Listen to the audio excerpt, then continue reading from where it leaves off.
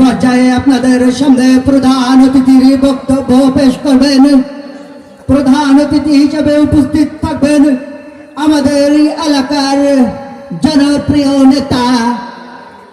প্রধান অতিথি আজকের মঞ্চের হেতু মোড়ল।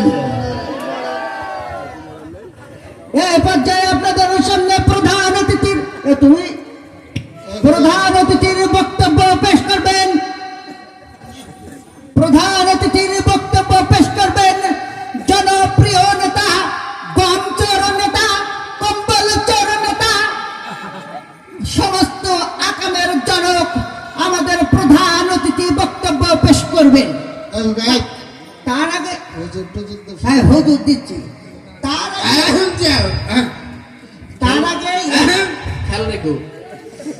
তার আগে 1 মিনিট কথা বলবেন আমাদের এলাকার মেম্বার হেকু মোড়ল।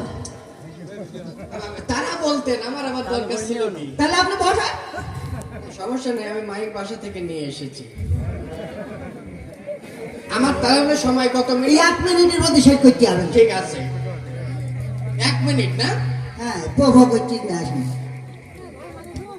সম্মানিত এলাকাবাসী, আপনাদের মাঝে উপস্থিত আছেন এটা প্রধান অতিথি হিসাবে উপস্থিত আছেন এলাকার ধৈত্রকুল, যার হাসিতে ঝরে বকুল, যার চরিত্র ডিমের কুসুমের মতন পবিত্র।